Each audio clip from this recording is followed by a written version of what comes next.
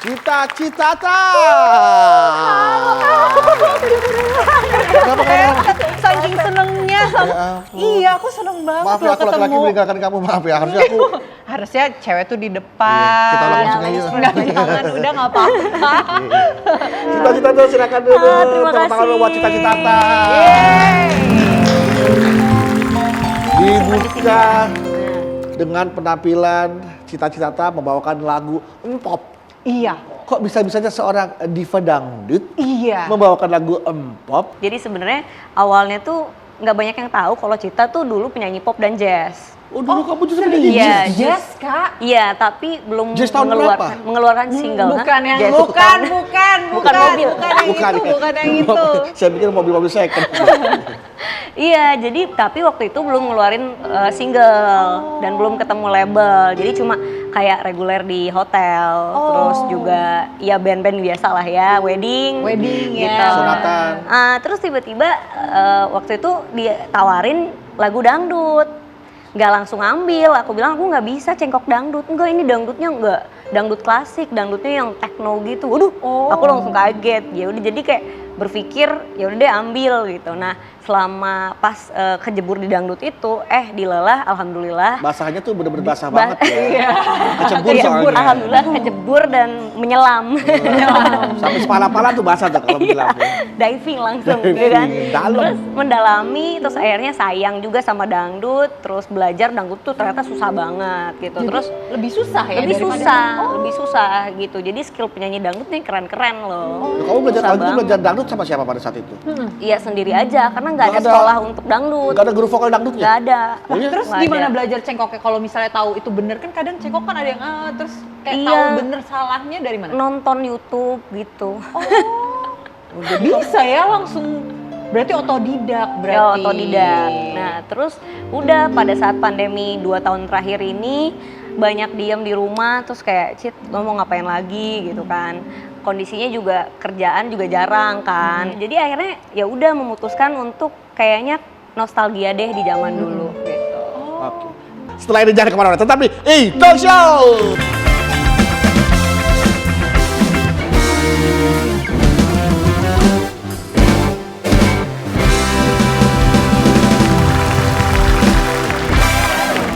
Baik, terima kasih pemirsa Anda masih bersama kami di Talk Show. Terima kasih Rangga and Friend. Boleh saya minta musik suspense sedikit? Oke. Ini kayak Saya akan bertanya kepada Cita-Citata. Wah, waduh. Pertanyaan pertama. Kamu bisa menjawab ataupun tidak menjawab. Ini kayak kuis ya? Oke. Dalam perjalanan menuju tangga popularitas.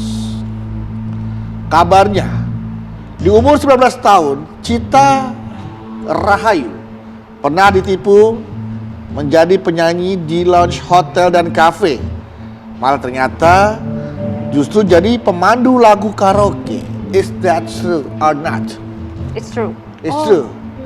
terus How about this story? Jadi masyarakat cuma pada saat itu pas beritanya meruak ke permukaan, orang-orang cuma maunya bilang Cita iyain dong. Tapi tidak ada kesempatan Cita untuk bisa ngejelasin bahwa sebenarnya ya semua orang punya proses dalam hidup. Jadi begitu Cita hijrah ke Jakarta, ya Cita sebenarnya pengennya jadi penyanyi karena memang di Bandung udah nyanyi-nyanyi gitu di hotel, Di kafe. di kafe, di lounge gitu.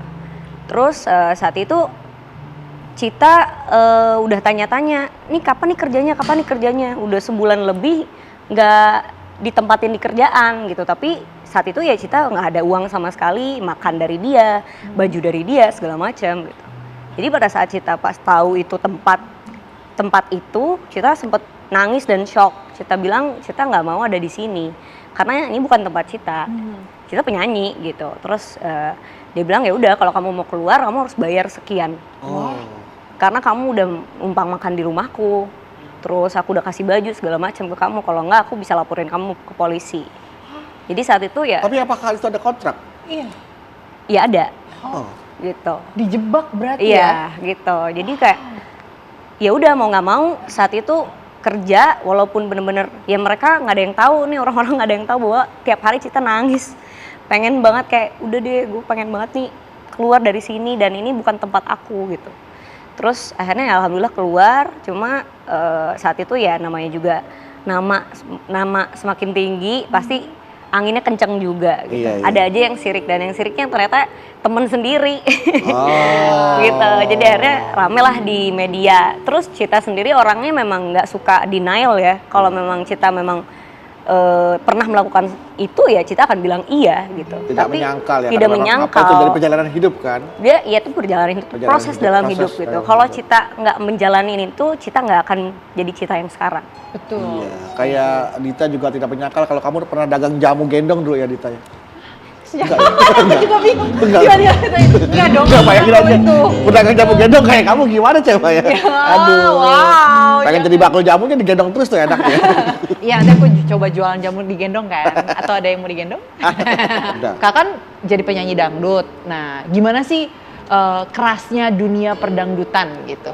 Sebenarnya nggak jauh beda pada saat Cita baru hijrah ke Jakarta. Oh ya? Iya, jadi apa ya? Mungkin kalau menurut Cita kayak respect sama mereka karena penyanyi-penyanyi dangdut kebanyakan mereka berawal dari panggung. Panggung betul. Panggung ke panggung, pantura segala macam. Keras banget gitu persaingannya. Terus kemudian Cita yang bukan siapa-siapa, nggak pernah nyanyi di panggung dangdut, tiba-tiba muncul ke permukaan. tiba-tiba dang gitu kan. Boom tuh. Boom, dan efeknya betul-betul buat Cita kayak wow. Ada beberapa kejadian mistik yang Cita pernah alamin juga. Kejadian seperti apa tuh? Ada yang kirim-kirim. Salam?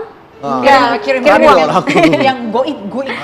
Iya, Pas yang dibuka jadi- dalamnya paku. Saat Oh, itu perform tiba-tiba nggak sakit, nggak apa, nggak ada suara.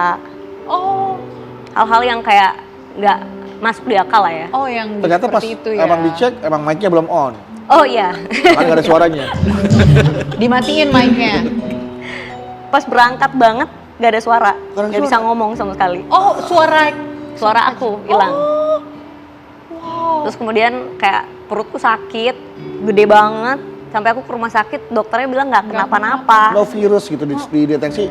No virus nih nggak ada virus. Tapi kita kenapa? bilang bukan semua penyanyi ya. Iya. Mungkin ini oknum beberapa aja dan aku nggak bisa ngejudge Iya. sama nggak bisa juga bilang bahwa si ini orangnya atau si itu orangnya. Kita Iya. nggak tahu. Tadi kan Kak Cita bilang sampai boom nih, Kak. Tapi katanya dengar-dengar waktu Kak Cita itu lagunya boom, Kak Cita tuh sempet yang kayak nggak mau muncul gitu, menolak untuk jadi terkenal gitu. Itu bener nggak sih? Itu bener banget Kenapa? karena masa lalu Cita yang kelam banget, yang itu tadi Cita ditipu. Oh.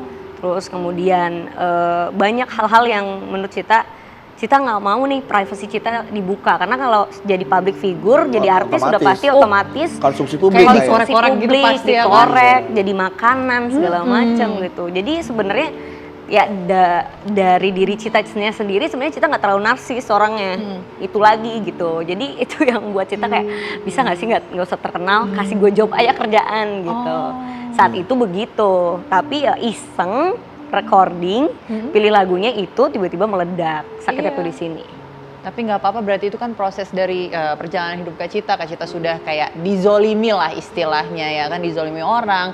Nah di mana nanti kita juga pasti akan diangkat derajatnya. Kalau setelah kita menerima dan ikhlas, kalau kita ya udah nggak apa-apa, saya udah dizolimi gitu kan. Tapi akhirnya ya Tuhan berkata lain gitu. Inilah hadiah buat Kak Cita saat ini. Alhamdulillah. Kita akan ngobrol lagi setelah yang satu ini, jadi jangan kemana-mana, tetap di E-Talk Show.